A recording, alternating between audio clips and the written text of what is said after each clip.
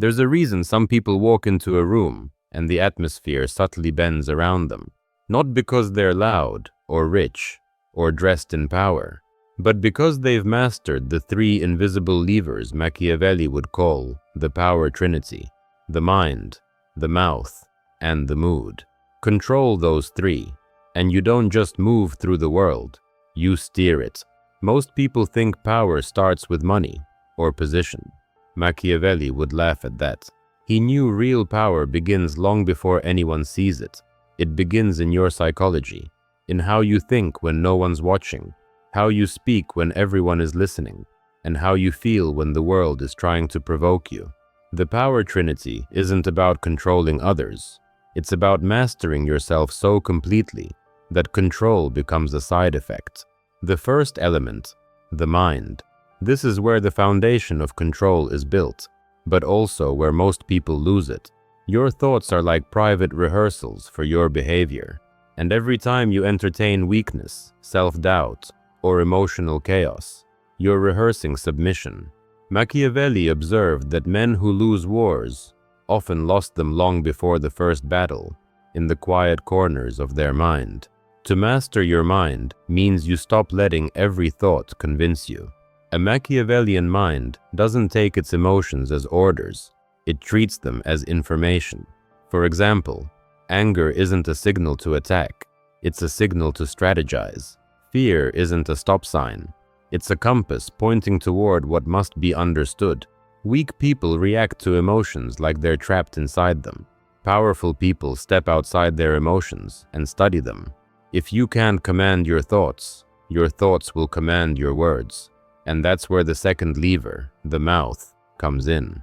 Machiavelli warned rulers that speech is the first weapon of fools and the final defense of the wise.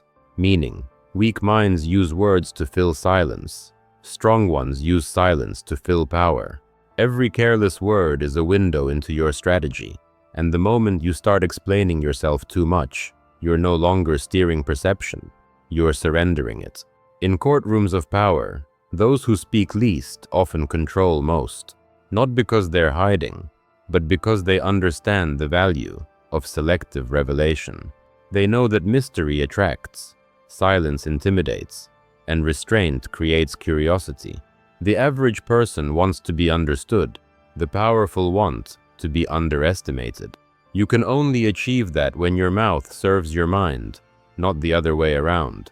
Imagine two leaders, one who argues to prove he's right, and one who listens to understand the weakness in the argument. Who wins? The second one, always. Because the first is trapped in emotion, the second is observing it. Machiavelli once said that those who seek to appear good, rather than to be effective, are destined to be ruled by those who know the difference. In other words, the man who speaks too soon reveals his lack of control. And that brings us to the third, most underestimated lever, your mood. Your emotional temperature is the weather system that surrounds you, and others can feel it before you speak. If your mood shifts easily, people will learn how to control you without ever saying a word. But if your mood remains steady, cold, composed, unreadable, you become impossible to manipulate. When Machiavelli talked about the lion and the fox, he wasn't just describing tactics, he was describing temperaments. The lion is decisive and bold, but only powerful when its aggression is chosen, not automatic.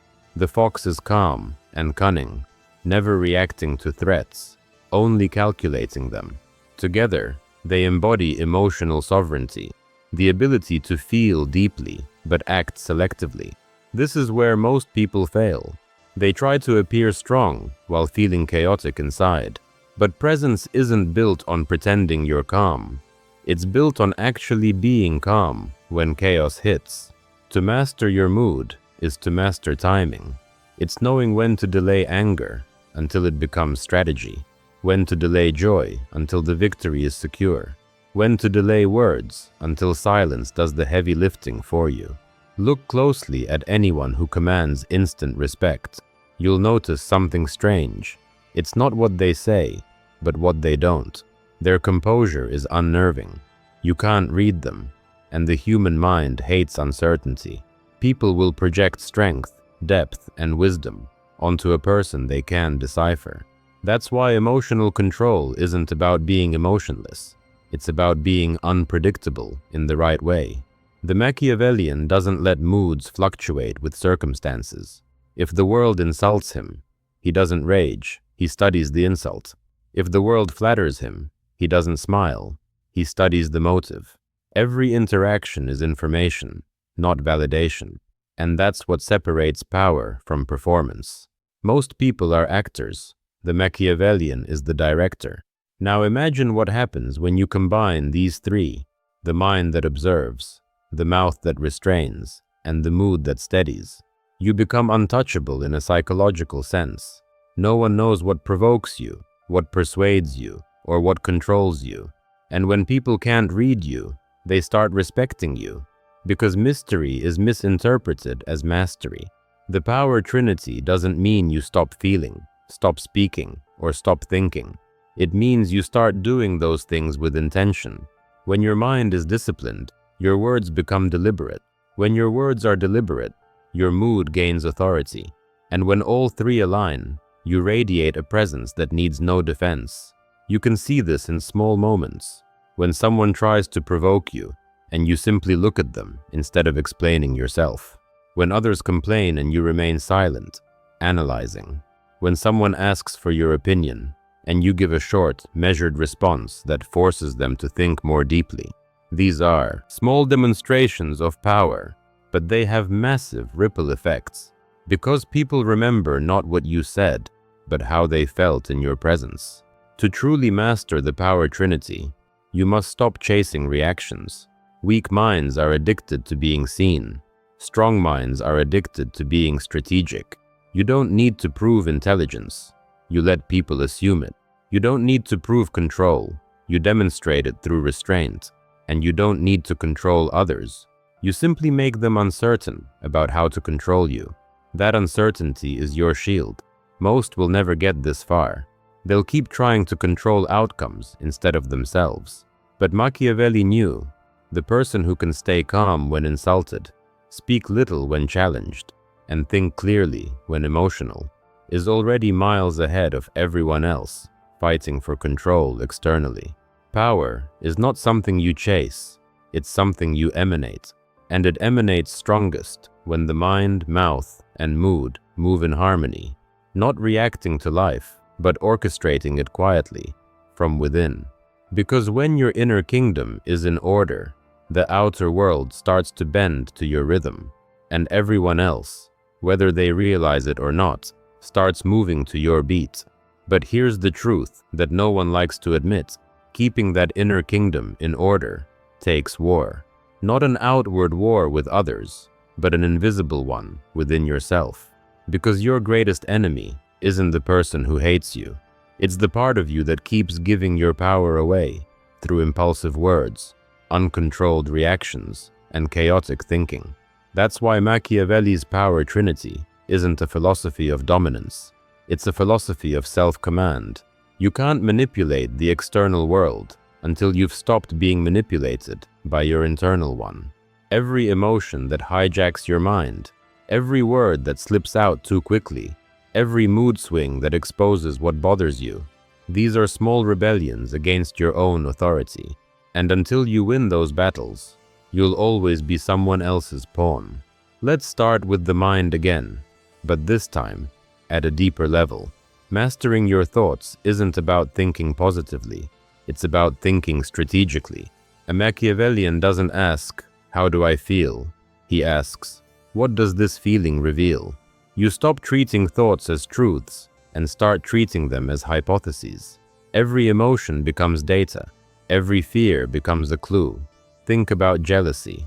Most people suppress it or let it consume them, but the Machiavellian studies it. He asks, "Why does that person threaten me? What weakness in me do they expose?" He doesn't compete emotionally, he competes intelligently. Because once you dissect an emotion, it loses control over you. You can't be enslaved by something you've analyzed. Now, look at how the second lever, the mouth, transforms once the mind is disciplined. The average person talks to release emotion. The powerful talk too, redirect perception. Every sentence they utter has weight because it's calculated. Machiavelli believed words should always serve a purpose, to influence, to conceal, or to test. When your words stop serving emotion and start serving intention, everything changes.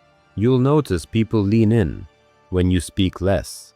They start anticipating your reactions. They adjust their tone around you. That's not charisma, that's control. But to reach that point, you have to endure the discomfort of silence. You have to resist the urge to fill space with explanations, validations, or nervous laughter. Machiavelli knew silence is never empty. It's a stage for others to reveal themselves. When you stay quiet, you force people to keep talking, and in doing so, they expose their insecurities, their plans, and their weaknesses. A single word from you after that silence can hit like a blade. And that's the essence of controlled speech. Speak less, say more. But none of that matters if your mood betrays your mind and mouth. You can have brilliant thoughts and clever words, but if your emotions leak through your tone, your body language, or your timing, people will sense the crack. Emotional inconsistency is the death of authority. It tells the world you're not grounded. So what does mastery of mood actually look like? It's not being emotionless. It's being emotionally sovereign. It's standing in a storm and not letting the storm decide who you are. When someone insults you, your blood might still boil, but your face doesn't show it. Your words don't reflect it. You let the emotion pass through without directing your behavior.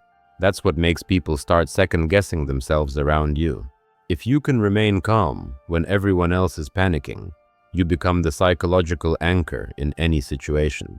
People instinctively defer to the calmest person in the room, not because they're the smartest, but because they seem the safest to follow. That's the unspoken hierarchy Machiavelli exploited. Control your emotions, and the emotional will follow you.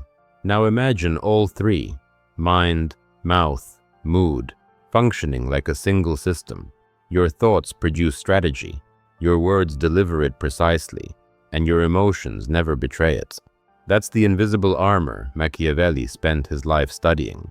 It's what allowed him to survive in courts of deceit, politics of blood, and friendships built on hidden knives. But here's the uncomfortable part. Mastering this trinity requires detachment from your ego, because your ego will always want to react, to prove, to win the moment. The Machiavellian knows better. He doesn't fight for moments. He fights for positions. You don't win by reacting. You win by outlasting. You let the other person spend their energy while you conserve yours. And when the time comes, your single move hits 10 times harder because it was born from stillness, not impulse. People often misunderstand calmness as weakness. They think restraint means you've lost the edge. But calmness is not submission. It's compression. It's energy being stored, sharpened, and saved for the exact moment when it matters most. The lion doesn't roar every time it sees prey. It waits.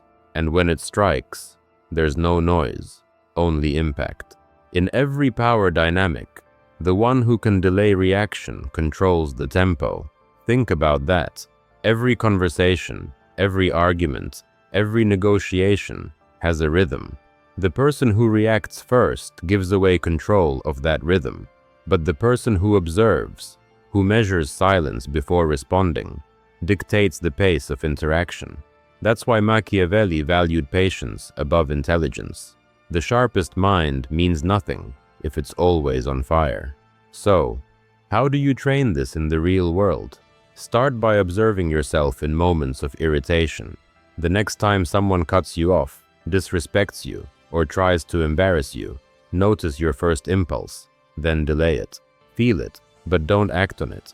That small gap between emotion and reaction is where real power grows. Every time you extend that gap, your control deepens. When your mood remains stable under pressure, it sends a silent signal. You can't touch me. And that message changes how others behave around you. They become cautious, careful, respectful, not because you demanded it, but because your composure demands it for you. That's the paradox Machiavelli understood better than anyone. Power doesn't require performance. It requires perception. When you master your mind, mouth, and mood, you stop chasing approval or control. You embody it. People feel it in how you walk, how you pause before speaking, how your emotions never give them the satisfaction of knowing what you truly feel. You no longer have to manipulate. Your very presence manipulates reality. The world starts adjusting itself around your steadiness, and that's the highest form of control. Effortless dominance born from disciplined inner order. So, before you try to influence anyone else, train the power trinity every day. Discipline your thoughts until they obey strategy. Refine your words until they pierce through noise. And steady your mood until nothing external can rewrite your internal state. Because once those three align, you don't need to prove power, you radiate it. And in a world full of people trying to appear strong, that kind of quiet strength doesn't just stand out, it reigns.